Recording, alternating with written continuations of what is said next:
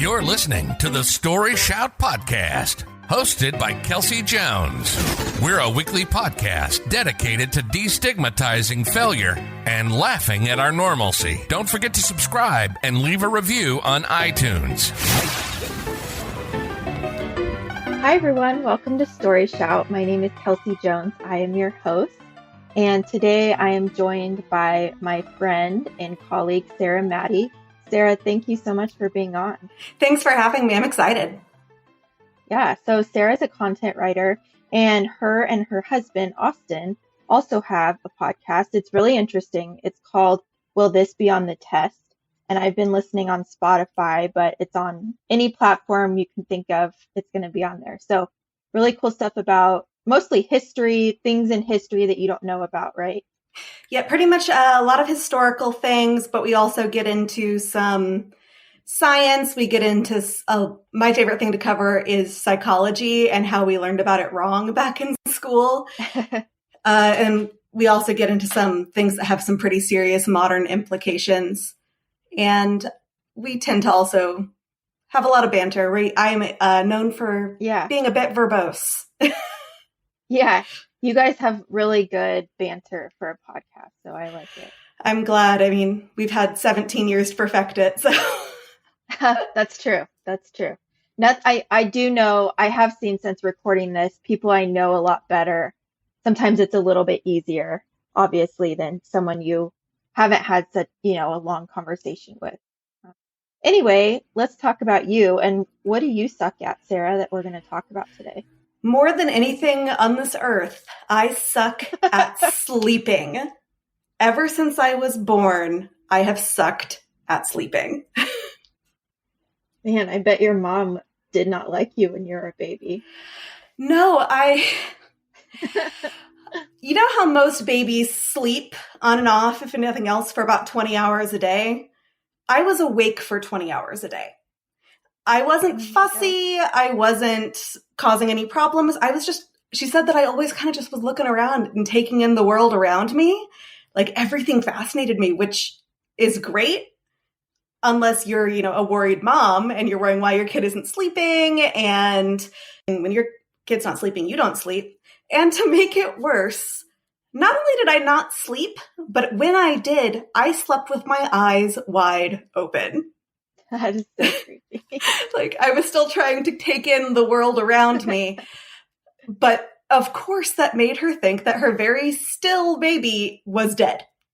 And so she would come in and repeatedly wake me up during those few hours of sleep. The roommate they had at the time would be like, why? Why did you wake her up? I finally got her to sleep. Why didn't you just ask me if she was asleep or dead? But I almost died when I was born, so she had reason to be concerned, I guess. Yeah, that makes sense. And this is giving me secondhand anxiety just hearing about it, because I'd probably do the same thing that your mom did. So, So now, how many hours a night do you sleep? When I do not have sleeping pills that work, I'd say no more than probably 3, maybe 4. When I have sleeping pills that work, a good night is 6, but I still am closer to 4 usually. 6 is like my bare minimum. Anything less, I start to decline. Yeah, my record for being awake is 36 hours. Oh my gosh. And I was up, I was doing stuff. And I've also noticed that when I get a good full night's sleep, I am way more exhausted the next day. Really? I find myself just constantly trying to fall back to sleep. So I think part of, you get that anxiety at night when you can't sleep to begin with, and then it causes you to not sleep. And part of my anxiety is, what if I get too much sleep and can't focus tomorrow? Oh my gosh. Yeah, I had insomnia right when I was pregnant, and I still suffer with it now, even though my son is 3. So it's obviously, I don't know what it's like for you, but I do understand the anxiety about not being able to sleep, because for me, it's like, I just go down this spiral of like, if I can't sleep, everything's just going to go to shit the next day. And my brain just starts repeating that over and over. And then if I wake up at like 3, that seems to be the cutoff. I can't take like a sleeping pill or like Unisom or something because then I'm really messed up the next day, like super tired. And so a lot rides on like when you actually wake up, if you happen to fall asleep at a regular hour. It's just like, Mm-hmm. it's a very like thin tightrope. And it's something too, I think not sleeping that if you've never experienced it, you don't know like the true like nuances and hell of wanting to sleep so bad and you can't. Yeah. And people always, they love to give advice. Well, if you got on a really good Yes. routine, well, if you exercised more, if you drank more water, if you just lied in the dark, have you tried going to sleep? No, I haven't tried any of these things. I'm 35 years old and I've been dealing with this since birth. I have done every single one of the things they tell me to do. And nothing has stuck. Nothing has worked. The longest streak I had with something working was in high school. I watched Ferris Bueller's Day Off every single night. And for some reason that not immediately, but it knocked me out every time. I think it was just, I got so used to the way the whole movie sounded that it started to trigger my sleep response because it had worked maybe once and then from then on it worked, but then it stopped like everything else seems to. Yeah, that sucks. And I know our podcast isn't about fixing things, so we don't necessarily want any solutions because like you said, you've tried them all. But I think you've been good about kind of embracing it. And so I'll find like if you're helping with a freelance project or something, sometimes I'll get a response from you at like a random time. And so I imagine you just like giving up on trying to sleep and just working on stuff. That is 100% what it is. I from a pretty young age kind of just got used to the idea that I was never going to sleep, which is a mixed bag because on the one hand, you know, being up and doing stuff means that you're definitely not going to fall asleep. Mm-hmm. But on the other hand, you get a lot done. Yeah. And you know, those little Facebook surveys that are like, you know, how well do you know your spouse? And one of the questions is, what's the weirdest thing about your spouse? And Austin said, the night cleaning. He wakes up to a clean house a lot because what else am I going to do with my time? Yeah. I need someone who can't sleep here to clean my house because I'll post a photo, but I literally shoved all the laundry that needs folded to the side so no one would see it in the camera because I'm not going to fold it. I mean, I'm just going to put it on the ground. No. So at least you're productive. Like whenever I couldn't sleep, I would just lay there. Like I would cry sometimes because I was sad that I couldn't sleep. I'd read. Mm-hmm. I would read a lot. I wouldn't. Mm-hmm. I have a friend who she had insomnia for a while. She's okay now, but she'd be like you. She'd clean. I just would try to read because I don't know. To me, like getting up made it worse. Like I had no hope of going back to bed. I think I was maybe in denial. I don't know. No, it does that for most people. For most people, if they can't sleep, if they get up, they're done for. For me, I get up and then my thing now is when the vision starts to double, that's when you know it's time to go to sleep. That is my indicator. And up until that point, I am doing freelance work or I'm doing dishes or I'm playing Animal Crossing. Yeah. And yeah, I've tried everything and you know, nothing's ever worked. And it's just one of those things that I've kind of just come to accept. Yeah. For the most part. The real frustration is that, you know, the societal expectation that you work from, you know, 9 to 5, 9 to 6, whatever it might be. So I think my body naturally wants to be awake for 24 hours and then sleep for 12 and then 24 and 12. And, you know, for some reason, you know, jobs don't let you do that. They don't let you just come in and out whenever you want. Yeah. I know. And I guess I didn't mention this at the beginning, but we had met because I was your manager at a job before. And I remember there'd be times like one of our coworkers, Casey, she has insomnia too. And so one of us would text and be like, look, I got 3 hours of sleep. I'm going to be in late or whatever. And so it is good to sometimes work with a team that is a little more flexible with your time or understands it. I think especially us three, because we knew what it was like, it was definitely, we all were very understanding. Yeah, in my previous life as a teacher, there was no wiggle room. Yeah. I mean, and being an insomniac as a teacher is rough because you've got to be there at 7 a.m. And if you went to sleep at 5, you are not functional. Even me. Yeah, I can't even, yeah. And then have to deal with the kids. I mean, I know you taught older kids, but yeah. I had one time I was sitting at my desk and I'm sitting there and I have my coffee in front of me and a kid comes up and asks me a question and I stared at her blankly and she looks at me and said, "Miss Mattie, you haven't had your coffee yet, have you?" And I said, "No." And she said, "Okay, I'll come back and ask again in 5 minutes." Because they just knew. I'll tell you, middle school kids are so much more accommodating and understanding than pretty much anybody else on this earth. I do miss working with that age. I don't miss being in education, but they're pretty cool. That's awesome. Now, okay, so you mentioned coffee. So I don't drink coffee, and I didn't drink coffee when I had a newborn. I don't know. I just have never liked it. And I'm someone that like, I know if I found something I liked within coffee, I'd have to go get it all the time. And I just am like, well, I'm just not even going to go there. So are you just like, do you have to have coffee in the morning? Like, does that help you get over the not sleeping? It does. And it also kind of just reminds me that my day has started and that I need to get, out of the I want to go to sleep brain.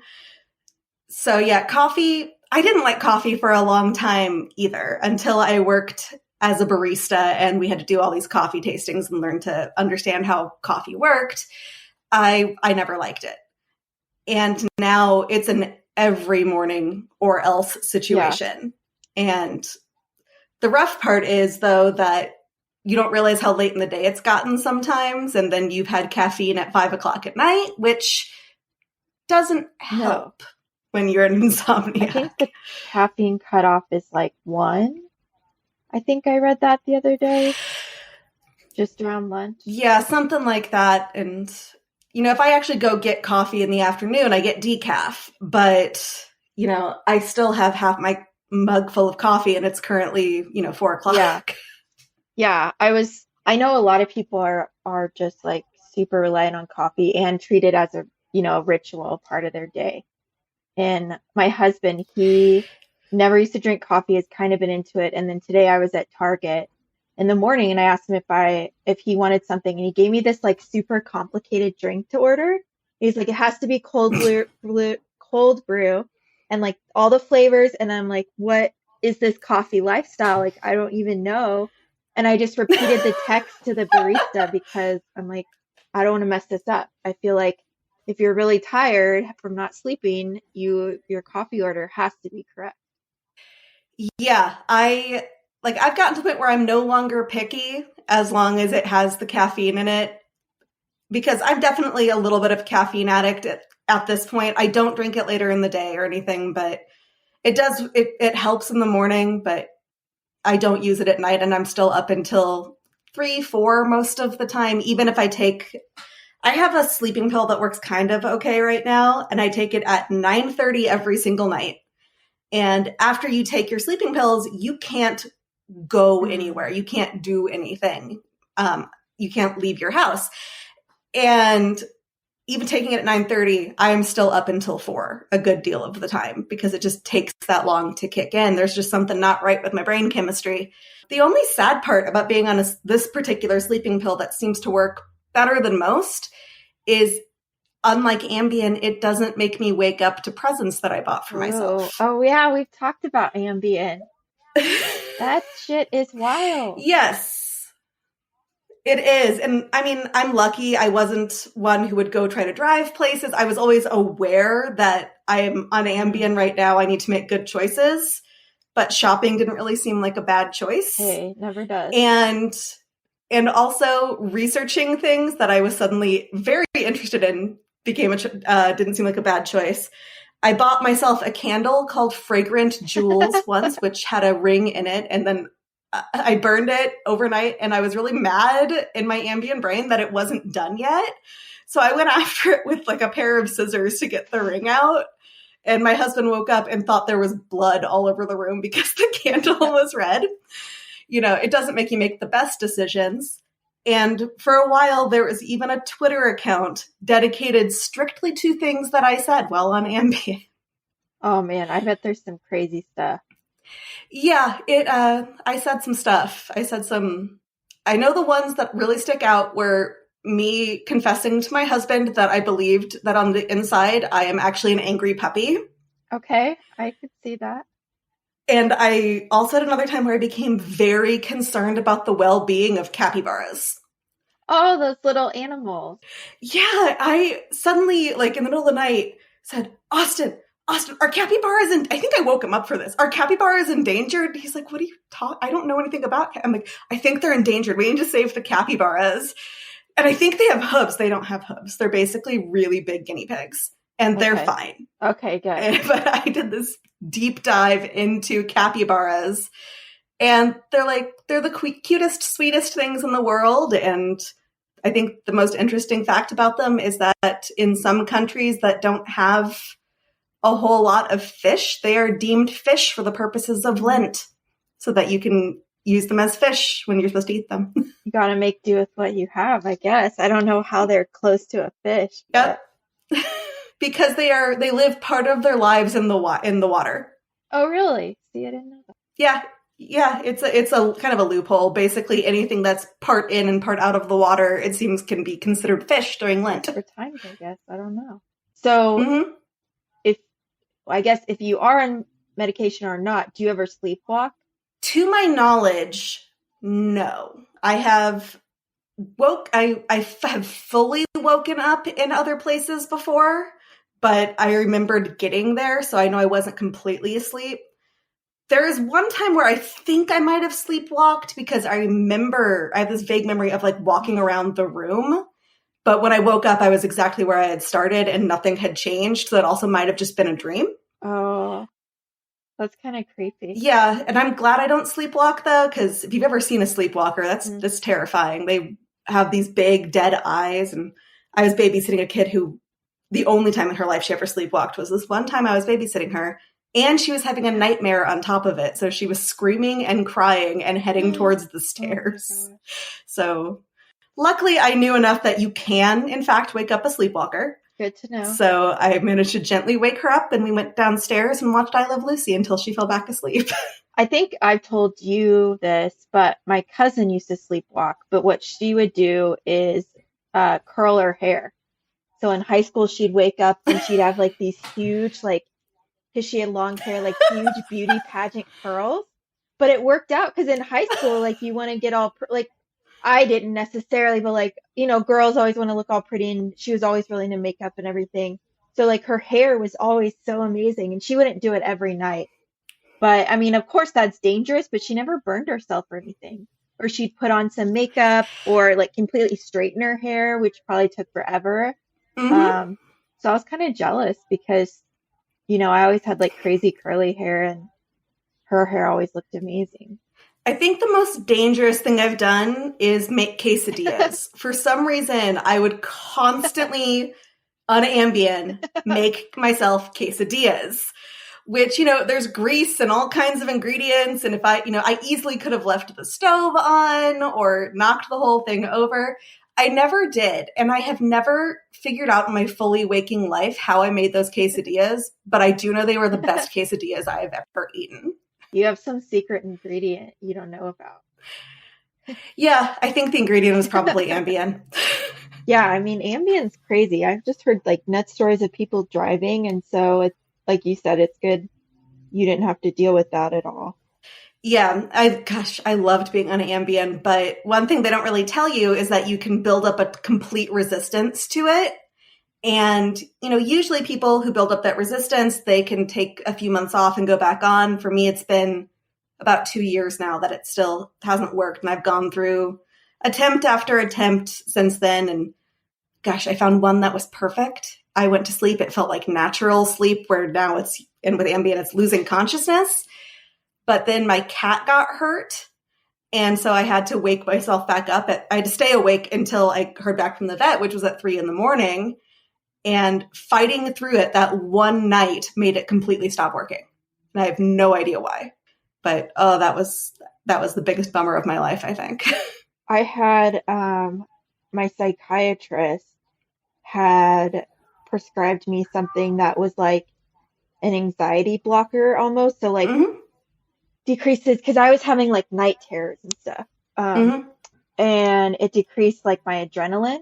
But I think when I took it, I didn't know what was happening. And so it made me so anxious to take it that I think it overrode the medication. So then it just didn't work. And it was like the opposite effect, where I just laid there because I had so much anxiety about not knowing what would happen on a sleeping pill. Even though my husband's there, he knows what I'm doing. I just like, it completely backfired and didn't help me at all because I was scared to almost trust it, I think.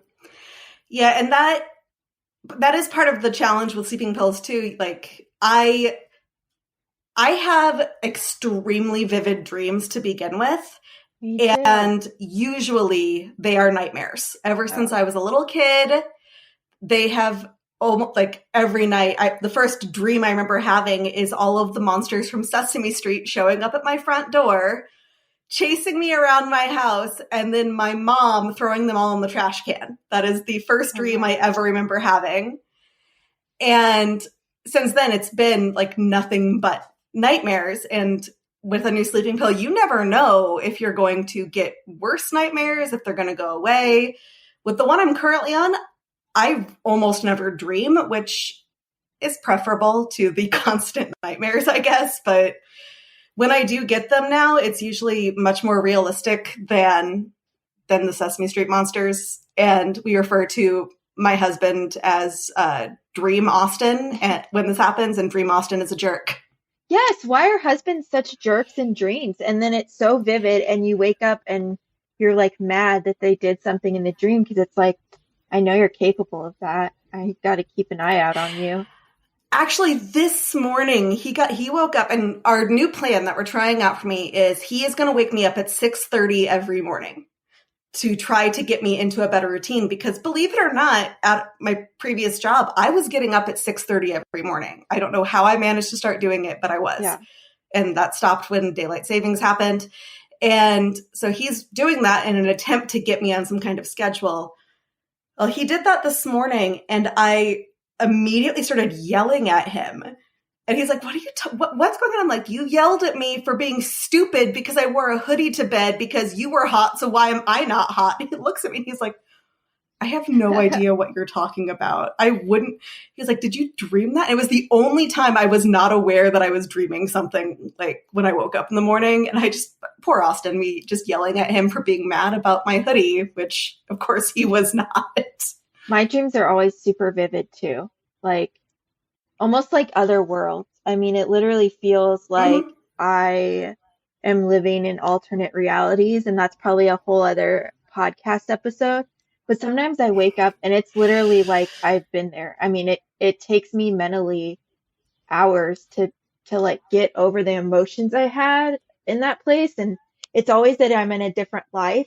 Now, some of them I'm in my existing life and things happen, but the majority are like I'm in other worlds and other like time periods. And, there's like, I can't even, and then there's ones where I'll go to repeatedly. Like I've had one since childhood where it's always in this castle and it's always like the same type of characters, but it's the same location. And I've had, episodes of that dream ever since I was little. It's just kind of weird and creepy. Yeah. And makes me like question, am I like time traveling in my sleep? I don't know. For me, I have The Man. I think there's a TV show that's basically that. I haven't watched it yet, called Mary Ann or something like that. And I think it's that. And I dream in third person usually, but when I dream in first person, I know the man is showing up. Oh, huh. And I am lucid dreaming whenever this happens. but I can't control him. And I've legit been told I am lucid dreaming wrong. I'm like, how am I lucid dreaming wrong? I'm asleep. How can I control how I am doing this lucid dreaming? I can control everything else, but I can't control the man. And he looks different every time. Like one point he was Draco Malfoy from Harry Potter. That checks like out. At one point my favorite one was when he was, the actor who played Niles on Frasier. Like he takes David Hyde Pierce. He takes on these different forms, but I know it's the same man every time. And I can always, and it's like a Michael Myers situation where I'm like running to get away from him and he just walks. And then like, okay, I can fly. I'm lucid dreaming. I'm going to fly. And then suddenly he can fly too. And I'm like, all right. So I don't know if this is related to my insomnia or if I've actually got some supernatural creature who's been chasing me through my dreams since I was 10, but what if you have to battle him? What if you have to battle him and that would cure your insomnia? Like if you can lucid dream enough to like face him and then suddenly what if you could sleep normally? That would be amazing. He hasn't shown up in a bit, but when next time he does, maybe I'll try that because I'm done with this guy. I'm done with him. Right. You're like, come on, let's go then. Yeah. I have nothing to lose. Yeah, I sure hope he's made up anyway. I mean, hopefully. Yeah, I was going to say, we hope he's made up. I mean, what's that movie where the guy comes in your dreams if you fall asleep? Is it Freddy Krueger? Yeah, Nightmare on Elm Street. It is the one truly classic horror movie I have yet to see. Well, that and Rosemary's Baby. I've seen both. Oh, I do. I don't love horror movies. I don't like the ones where people go into your house. So ones where it's not that, I'm okay. But where it's like there's a spirit or like The Purge where people are like coming into your safe space and killing you. Nope. Yeah. Nope. Or Paranormal Activity. That messed me up for a long time. I love horror movies, particularly ones that have ghosts. And they don't give me nightmares. Like, they don't make anything worse for me. Although I watch sitcoms usually when I'm going to sleep, ones I've seen a million times. It's kind of the Ferris Bueller effect again, where especially the TV show Friends, which I watched religiously growing up. I know it so well, it makes it a little easier to fall asleep. But yeah, I love horror movies. I draw the line at things like Saw, where it's just, gore porn. There's no point in this movie other than cutting people apart. It doesn't make any sense to me. Yeah. Yeah, I do like the thrillers where there's like a psychological component. Like I think I told you or someone else to watch Cabin in the Woods. I love Cabin in the Woods. Because, right? The twist. Mm-hmm. I was like, what? And I love ones that are like that. Or M. Night Shyamalan movies. I liked those. Like all the like The Village. Because I think since I'm such a literal person sometimes when I'm interacting with people or watching stuff, I never guess the twist is what I'm trying to say. So like The Village or what was it, Sixth Sense or whatever, never knew. So my mind was blown. So I do like movies that you don't know what's going to happen. Yeah, I like trying to guess the twist, but I'm not always like, I've been watching, I'm trying to keep it slow, but I'm watching the final season of Supernatural right now. And I keep trying to guess what's about to happen. And it's so beautifully done. Like, I can't believe how great of a job they're doing on this final season so far. I'm not guessing anything. And I'm very proud of them as a result. Oh, good. Yeah. I hate when I guess something in a book. Like with books, I'm really good at guessing, especially those stupid psychological thrillers that always have like wife or girl in the title, except for Gone Girl. I loved, and I did not like get that twist, but ones where it's like the wife next door or the girl next door or whatever, I'm pretty good about guessing those. And so with those, I just want to race to the end and know what the twist is. But if I have a guess, I don't want to keep reading. Like, I just want to know if I'm right. Yeah, I get that.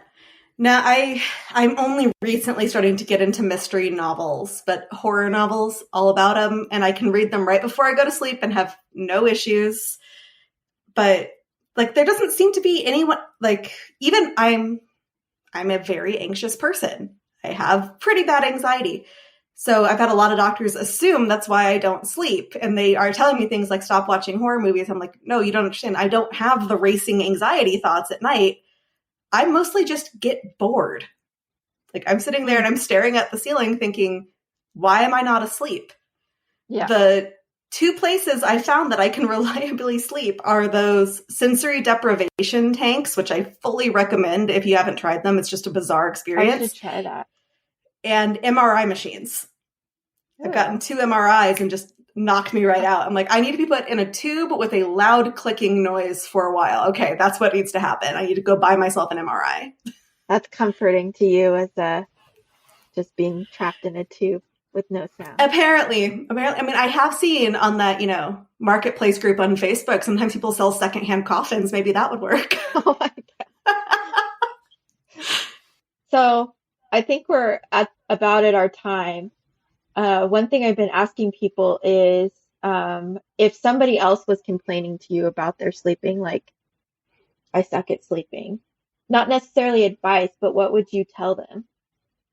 I would probably tell them that just because something works for someone else doesn't mean it's going to work for you. And they are not allowed to make you feel bad about it. I love that. Love that.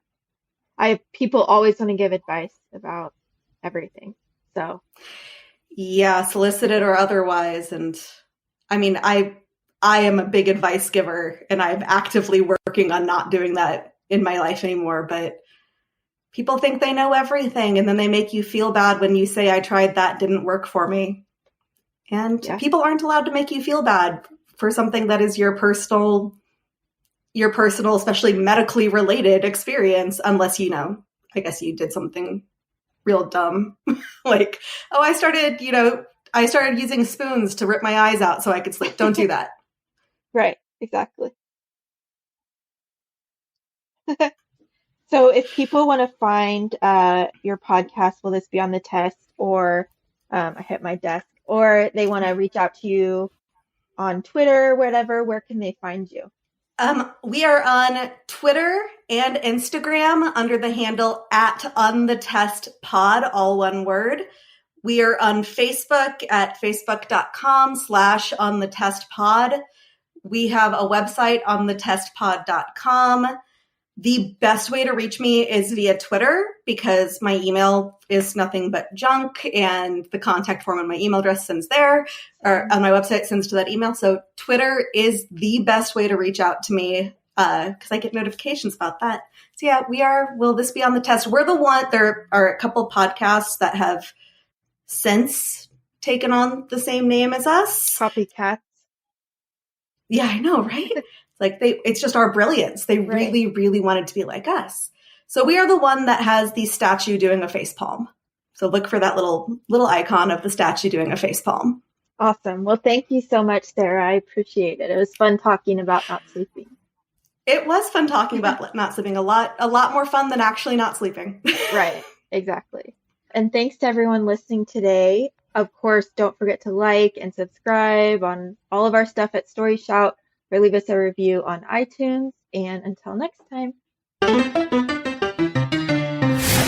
Thank you for listening to the StoryShout podcast. Don't forget to review us on iTunes and connect with us on social media at StoryShout or online at storyshout.co. Until next time, stay normal.